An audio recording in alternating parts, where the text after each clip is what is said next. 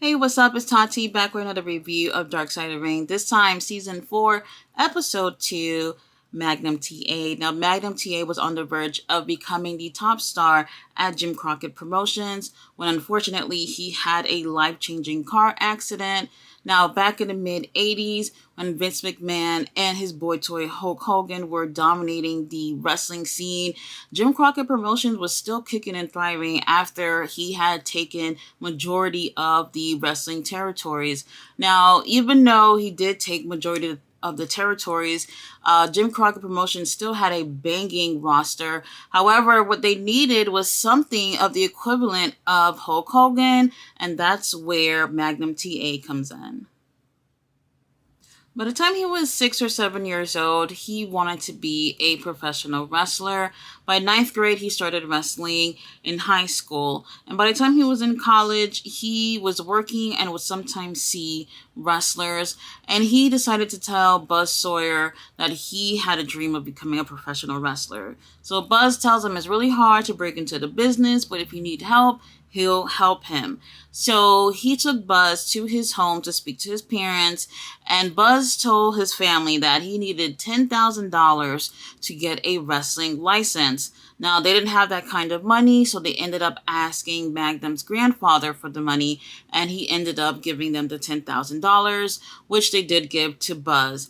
And they didn't see him after that. So now some time passed by, and Magnum is talking to Jimmy Garvin and told Jimmy what happened, and he's upset about the whole money situation because he obviously took that money for himself. Now, during this time, depending on what state you lived in, a wrestling license only cost $10 to $25. So for him to have taken $10,000 and not even help him at all was absolutely insane. So Jimmy ends up driving Magnum to Buzz's house, and he was shook when he opened the door and saw that it was Magnum at the door. So he ended up giving him some training, literally 2 hours of wrestling training, and they soon had a match, which people did like. And not only did they like the match, but they also liked Magnum as well. Soon, Magnum gets a call from Eddie Graham from CWF. He wants him to come down to Florida and work for him. And during this time, Dusty Rhodes was the booker at CWF. Once he got a chance to see Magnum, he knew he had what it took to become a star. Now, before he was Magnum TA, he just went by his real name, Terry Allen. Now, he got his name from Andre the Giant.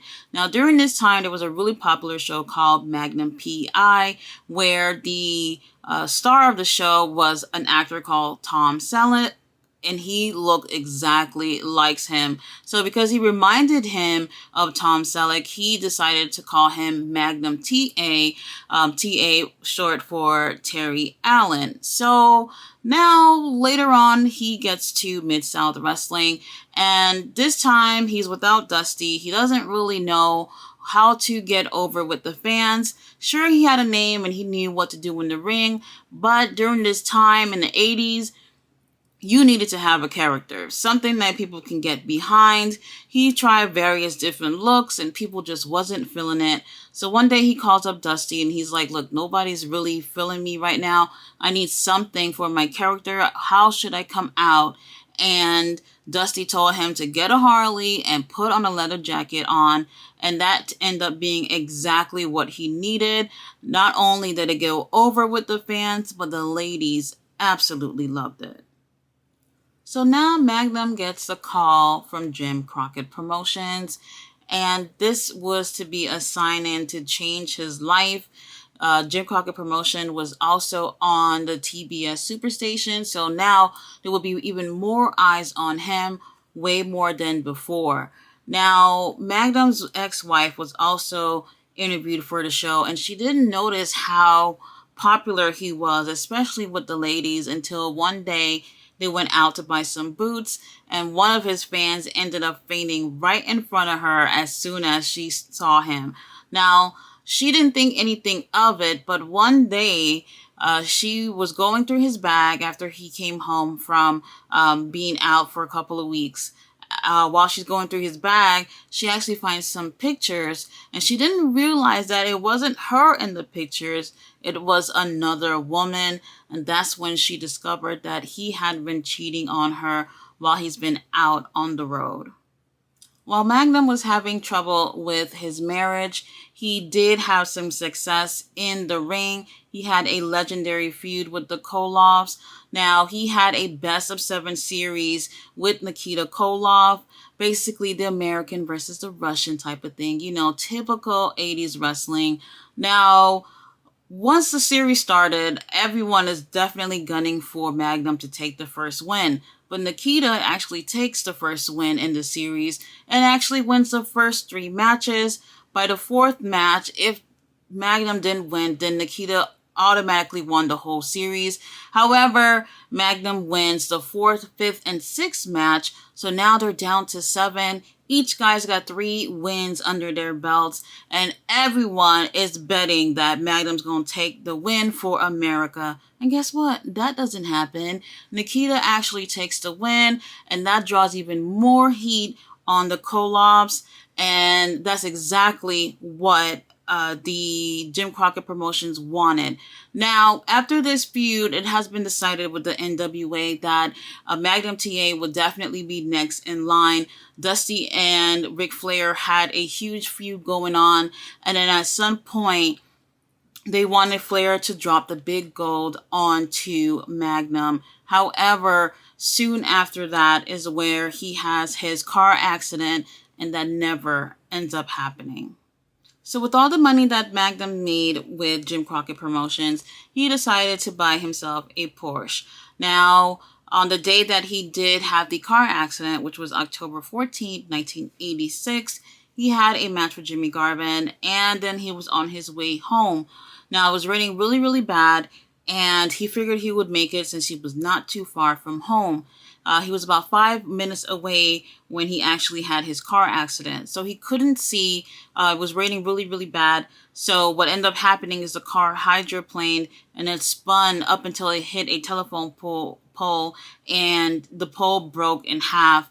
Once some medical attention was able to get to him, they had to cut off the top of the car so that they could take his body out and take him to the hospital. They call his wife. His wife is on their way to the hospital, and surprisingly, she's driving behind a tow truck that is hauling his car, and she sees how bad the car looks, and she's assuming that by the time she gets there, they're probably going to tell her that he's dead. So after the doctors run some tests and do some imaging on Magnum, they see that he has a fractured vertebrae. The one that was fractured was a C4 and C5. He also has some issues with his lungs as well. And they figured that he was going to end up being a quadriplegic.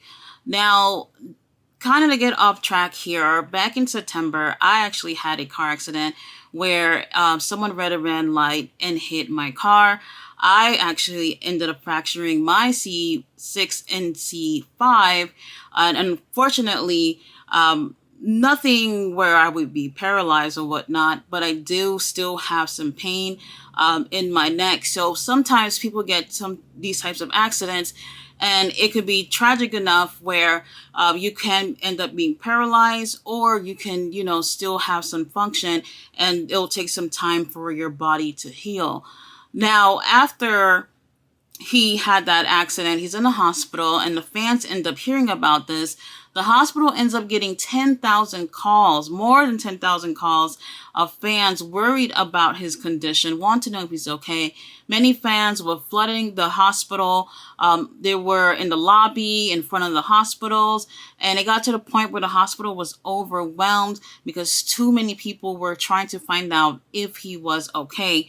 And another thing that made things difficult was for the wrestlers to visit. If they were a babyface, it was easy for them to go ahead and visit. They didn't have to worry about breaking kayfabe. Now, those that were heel, they had to worry about that. So what they would have to do is disguise themselves and have people from the hospital help them get in from another way so that they can have a chance to see Magnum. Now, one of the people who did visit was Ric Flair. Ric Flair did bring him a replica of the big gold and gave it to him. And he said, when you get better, you'll be able to, have a feud with me and get the real one off of me. And that helped give Magnum some hope. But unfortunately, that never happened. So while Magnum was in a hospital, many wrestlers decided that they will take a portion from their checks and put it together so that they can help Magnum financially since he was not able to work. Now, during this time, the NWA also, along with Jim Crockett, they were worried that they unfortunately had put everything they had banking on Magnum TA to be the next top star, and they didn't have a plan B. They didn't know what to go with at this point. The whole plan all along was for Magnum to take the title off of Flair and be the next top guy, sort of like what we had with Hogan in WWF. Now, they had to come up with someone else to be the next top guy, and they chose Nikita Koloff. Now, during this time, he was a heel, so they had to transition him into being a babyface. So they used the situation with Magnum's accident to help, push him to be a babyface. And it did work with the fans, but I don't think that he had what it took compared to Magnum TA in order to be the next top star. Now, by April of 1987, he does make his first public appearance. He is partially paralyzed, so he can walk, but he definitely needs assistance. And, they show a clip of him walking over to the ring, and the fans are cheering, and everyone's happy to see that he's in better position. Now, with this going on, though, him being around, the ring and being around wrestlers and the fans, he wants to still be part of the business. He does try to do color commentating, and he also tries to get into the storylines as well, but it's not the same since he's not able to fend for himself because of his paralysis. Now, this part was a little confusing here, but about a month after he was released from the hospital, he ends up separating with his wife. His wife kind of describes it like he was cheating on her after he got home from the accident.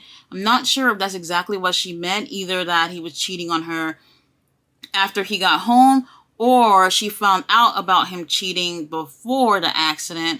It wasn't really too clear the way they described it, but either way, if he were to be cheating on her after getting home, that would actually be really insane since she was, with him throughout his injury at the hospital with him and trying to hold things down while he was hurt. Now, unfortunately, he's not able to get back in the ring. He does still want to, have some participation with wrestling, but it just doesn't work out.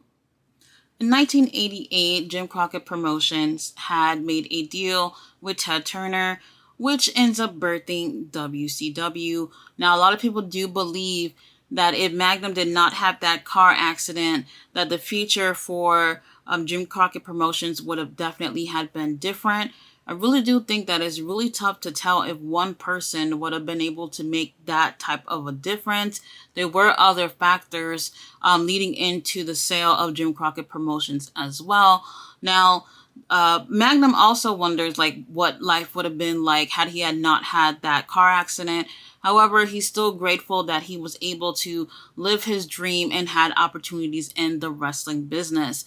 Now, they don't go on to say what he's doing with his life as of today, but he obviously left wrestling. He ends up remarrying. He is currently the stepfather of Tessa Blanchard. Now, that's a whole nother story that I just don't have time to get into right now. But, he seems to be happy where he is in life. And in the end of the episode, they show him at an indie show where he's taking pictures and signing autographs with fans. Now, honestly, I feel like as a wrestling promotion, you gotta have a backup plan, especially when you have a star and all you see is this person getting to the top. I kind of feel like it's a little bit similar to the Roman Reigns situation in WWE right now. Roman Reigns has been the top guy for 1,000 days now. And I felt like throughout that time, WWE hasn't really had a plan B per se, as in who's that next guy if anything, God forbid, would have happened to Roman, or if Roman had to drop the titles for any reason. And here we are now where WWE has created this new World Heavyweight title just so, you know, everyone else can fight for it while Roman is still holding the undisputed titles. I think that's absolutely insane. If you have a company, you always got to think of who is next, who can help the business thrive. And that's kind of where WWE has been as well. So I do think that Jim Crockett Promotions made a big mistake by only having that one option to move forward. Had they planned this out with a plan B, they could have been able to make a difference in their last few years as a promotion. Guys, this was a really interesting episode. I really don't know if I can honestly say that he would have made a difference in keeping the promotion alive past the time that it made, past 1988 or whatnot. But it's interesting to see how 1 minute you're on top of the world and the next second, something like a car accident can just dictate the rest of your life. You never know what you have until you don't have it anymore. So don't take life for granted. Guys, thanks for watching my video. I'll be back next week with episode 3. Bye.